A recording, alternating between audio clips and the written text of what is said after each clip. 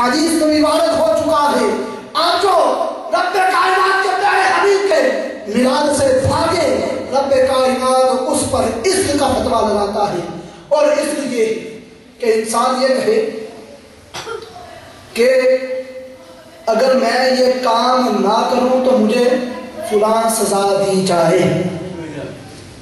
آپ نے جو وہاں پہ وعدہ دیا، عہد دیا، میثاق دیا، رب نے فرمایا قالوا اقررنا، کیا تم سب نے اقرار کیا؟ سب نے کہا قال فاشهدوا، سب نے کہا ہاں ہم نے اقرار کیا۔ قالوا اقررنا، سب نے کہا ہاں ہم نے اقرار کیا۔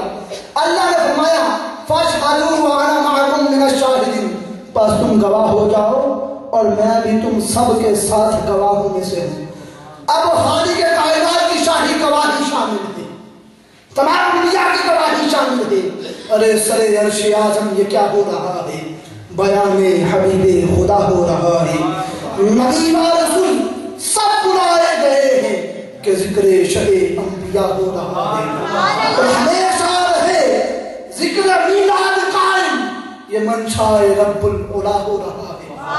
یعنی عزیزان گرامی قدر، رب کائنات کے پیارے حبیب کی آمد کا تذکرہ یہ رب کی رضا ہے، رب کا اعلان ہے۔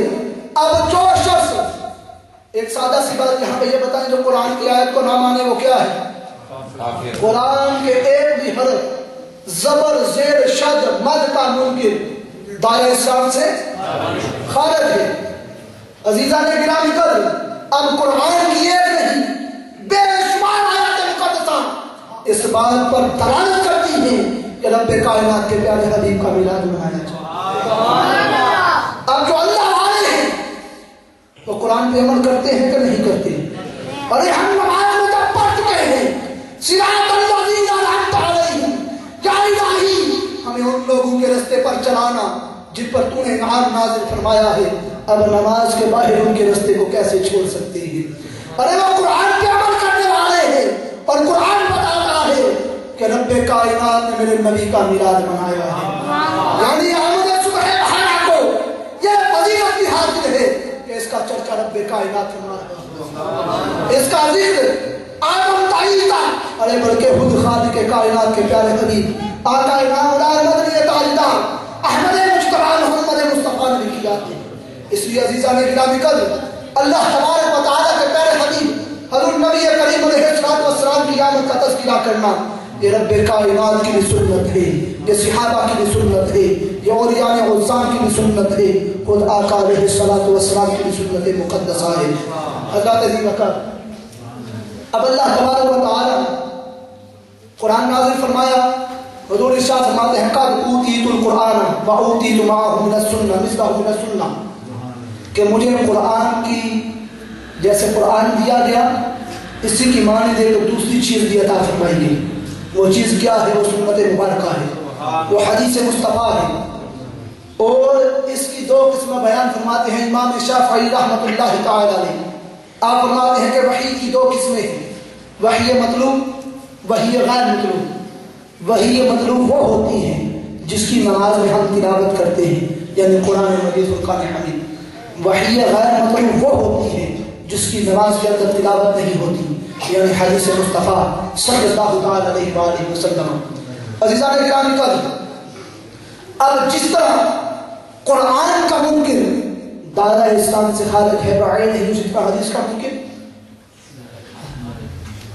بول تو نہیں ہو رہے باتیں، کیونکہ آپ کو اس طرح کی شاید میں نہ سنا رہا ہوں جس طرح میلاد کے موقع پہ حضور کی ولادت کے حوالے سے سنتے، لیکن جو موضوع دیا گیا ہے میری عادت ہے کہ میں موضوع سے ہٹا نہیں کرتا، جو موضوع دیا گیا ہے میں اس پہ رہنا چاہتا ہوں، اس لیے موضوع کی مناسبت سے آپ کے سامنے گزارشات پیش کر رہا ہوں۔ عزیزان گرامی قدر، آقا علیہ السلام کی حدیث کا جو انکار کرے وہ بھی دائرہ اسلام سے خارج ہے۔ اس لیے عزیزان گرامی قدر، آقا علیہ السلام ارشاد فرماتے ہیں، ارباد بن ساریہ اس کے راوی ہیں، عن ارباد بن ساریہ رضی اللہ تعالی عنہ عن رسول اللہ صلی اللہ تعالی علیہ وسلم انہ قال انی عند اللہ مکتوب خاتم النبیین، بے شک میں اللہ تبارک و تعالیٰ کے پاس آخری نبی لکھا ہوا تھا. وَأَنَّ آدَمَ لَمُنْتَظِرٌ فِي دِينِهِ، جبکہ ابھی آدم علیہ السلام خمیر میں پڑے ہوئے تھے، مٹی میں پڑے ہوئے تھے. وَأَخْبِرُكُمْ بِأَوَّلِ أَمْرِي، اور میں تمہیں اس پہلی بات کی خبر دوں. دعوت ابراہیم و بشارت عیسیٰ، میں ابراہیم علیہ السلام کی دعا ہوں، ربنا وابعث فیہم رسولا منہم، اور میں عیسیٰ علیہ السلام کی بشارت ہوں. یہ تورات شریف میں ذکر آتا ہے، حضرت عیسیٰ علیہ السلام میں، انجیل میں تذکرہ آتا ہے، حضرت عیسیٰ علیہ السلام نے ارشاد فرمایا میرے بعد اللہ کا سب سے پہلا حبیب آئے گا جس کا نام احمد ہوگا. ہاں ہاں، حضور نے 2 مرتبہ ارشاد فرمایا ہاں ہاں وہ احمد میں ہوں، اللہ کی سب سے زیادہ تعریف کرنے والا میں ہوں. ارے آج توحید کی بات جپنے والوں، ارے تمہیں توحید کا درس دیا کس نے؟ ارے اللہ کو واحد اللہ شریک ماننے والوں، ارے نماز پڑھ کر رب کی بارگاہ میں قبولیت کا درجہ پانے والوں، خالق کائنات کی نماز بعد میں ہے، میرے آقا پہ ایمان لانا پہلے ہے. ارے جو بندہ آقا علیہ السلام کی رسالت پر یقین نہ رکھتا ہو، نہ اس کی نماز ہے، نہ روزہ ہے، نہ حج ہے، نہ قرآن کی تلاوت ہے، نہ زکوٰۃ کی ادائیگی ہے، یقین نہیں آتا تو مرزا قادیانی کو اٹھا کے دیکھا. ارے آج ہم نے دیکھا وہ نماز جب پڑھتے ہیں، وہ نماز کا نام دے کے ہی پڑھتے ہیں. بندہ کہتا ہے کہ اس قدر خشوع خضوع کے ساتھ نماز پڑھ رہا ہے. اذان پڑھتے ہیں، سننے والا کہتا ہے کہ اس قدر میٹھی آواز ہے. قرآن کی تلاوت کرتے ہیں، لوگ کہتے ہیں بڑا پیارا قرآن پڑھ رہا ہے، لیکن میرے آقا کے منکر ہیں، دائرہ اسلام سے خارج ہے. ارے میرا یہ بات ہاں تم لوگوں کا لیے ہے. ارے جس منبر مصطفیٰ میں بیٹھ کر رب کائنات کے قرآن کو پڑھتے ہو، وہ منبر مصطفیٰ بھی آقا علیہ السلام کے قدموں کی وجہ سے ملا ہے. ارے اگر تو کلمہ والا ہوتا، میرے رب کے پیارے حبیب کا نام لیوا نہ ہوتا، میرے آقا کا نام زبان سے نہ لیتا ہوتا، کلمہ طیبہ نہ پڑھتا ہوتا، تجھے کوئی بھی منبر پہ بیٹھنے کی اجازت نہ دیتا. آج ماتھے پہ محراب بنا دیا، چہرے پہ سنت مصطفیٰ کو سجا دیا، لیکن دل میں بغض مصطفیٰ رکھا. ارے تیرا پڑھنا تجھے بھی مار. ایسا تو شیطان میں بھی بڑا پڑا تھا. ابو جہل بھی بڑا عالم تھا، ابو لہب بھی بڑا عالم تھا، لیکن خدا کی عزت کی قسم رب کائنات علم نہیں دیکھتا یہ ہے میرے مصطفیٰ سے محبت کون کرتا ہے. یہاں پر ایک حکایت مجھے یاد آ گئی. ایک بزرگ عورت مدینہ شریف جاتی ہے، وہاں پہ جا کے میرے آقا علیہ السلام کی ثنا کر رہی ہے، نعت پڑھ رہی ہے. بزرگی کی وجہ سے منہ سے الفاظ صحیح طرح ادا نہیں ہوتے. ایک جوان عورت کو دیکھتی ہے، وہ آقا علیہ السلام کی نعت خوانی کر رہی ہے، بڑی پیارے انداز میں کر رہی ہے. بڑی عورت نے دل میں سوچا میری نعت حضور کو کیا پسند آئے گی. یہ عورت جو پڑھ رہی ہے اس کا پڑھنا مجھ سے بہتر ہے.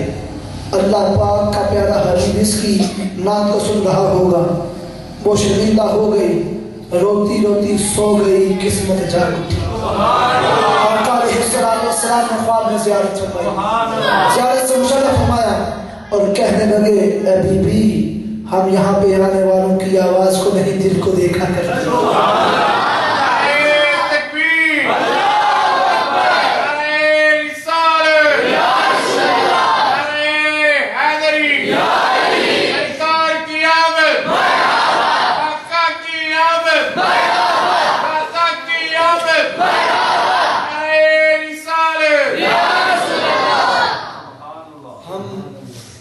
محفل میلاد آتی ہے، 12 ربیع الاول شریف آتا ہے، عاشقان مصطفیٰ کا طریقہ ہے اپنے گھروں کو، گلیوں کو، محلوں کو سجاتے ہیں، چراغاں کرتے ہیں.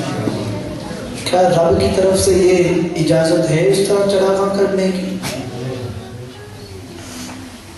حدیث مصطفیٰ ہے، اس کا مفہوم آپ کے سامنے رکھتا ہوں۔ حضرت فاطمہ بنت سقیفہ آپ ارشاد فرماتی ہیں کہ جس رات حضور علیہ الصلوۃ والسلام کی ولادت باسعادت ہوئی، میں خانہ کعبہ کے قریب تھی۔ میں نے دیکھا کہ کعبہ نور سے منور ہو گیا اور آسمان کے ستارے زمین کے بالکل قریب آ گئے اور مجھے گمان ہونے لگا کہ یہ مجھ پہ گر نہ پڑے۔ حضرت علی وقار آج کوئی شخص اپنی طاقت اپنی بساط کے مطابق کتنا کام کر سکتا ہے، کس قدر لائٹنگ کر سکتا ہے، کس قدر چلانا کر سکتا ہے۔